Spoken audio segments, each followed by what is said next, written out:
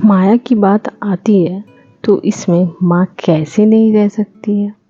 माँ सबसे ज़्यादा अपने बच्चों से जुड़ी होती है और सच बोलो तो जो भी आपके माता के पद से रिश्ते हैं आपसे जुड़े हुए, जैसे मासी, बुआ, चाची, मामी, दादी, नानी, ये सब कहीं ना कहीं आपकी माँ रह चुकी होती है, या ऐसा कोई माँ उम्र की औरत जिससे आपका बहुत स्नेह हो।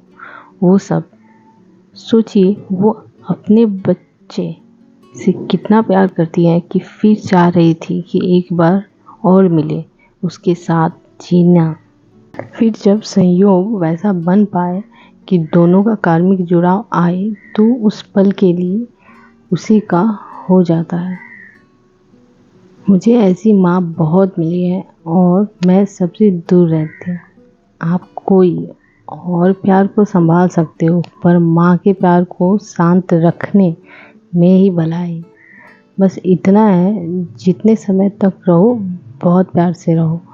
और ये मैंने कृष्ण जी से सीखा कि वो फिर कभी यशोदा के पास गए नहीं।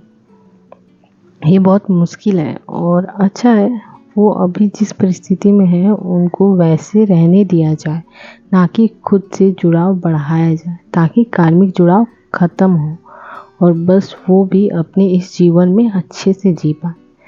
यहाँ पर ये है, आप जो चाहो वो मिलेगा, पर एक इंसान से जुड़ाव बनाना ये स्त्री ही है जो ज़्यादा मात्रा में कर पाती है, वरना लोग बाहरी चीज़ों से ही जुड़ाव बनाते हैं और वही मिलता रहता है। स्त्रियों का शरीर वैसा है, जुड़ाव बना लेती है, पूरा समर्पित हो जाती है हर रिश्ते को। इसके कारण वो शरीर को नहीं चाहती है, उस इंसान को चाहती है। इसीलिए फिर से अगले जन्म में अलग शरीर होते हुए भी वो रिश्ते में वो मिल पाती है उनसे।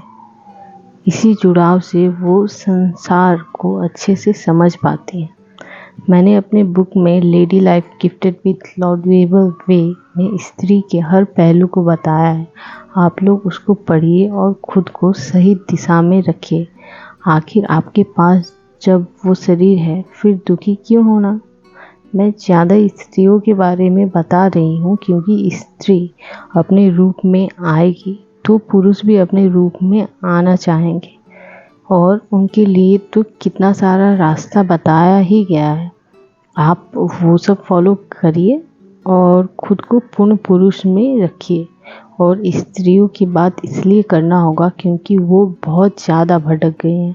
उन्हें लगता है कि मेरी आज़ादी कहाँ है, मेरा पहचान कहाँ है, मैं कुछ हूँ कि नहीं हूँ, और कुछ का कुछ बोल के उनको स्वरूप ही ऐसा बना दिया गया है कि अब वो अपने ही स्वरूप में नहीं है। वो शक्ति का स्वरूप है, पर प्रोटीन से पी के नहीं, तप करके, सेवा भाव ला के। हमको समझ नहीं आता, जो चीज़ फ्री में हो सकती है आप लोग बाहरी मेहनत क्यों करोगे। थोड़ा आलसी बनो मन से, शरीर से, और एक सोच, एक भावना को लेके जियो। देखोगे खुद में और आपके आसपास कितना कुछ अच्छा हो रहा है, और तब समझ आएगा कि ये तो हमेशा से ही था, बस मैं ही गलत तरीके से जी रही थी और जी रहा था। लड़कों का भी यही है, प्रोटीन से पी के शक्ति मत बनाओ, खुद को ब्रह्मचारी के पथ पर चलाओ और अपने पूर्ण रूप में आओ।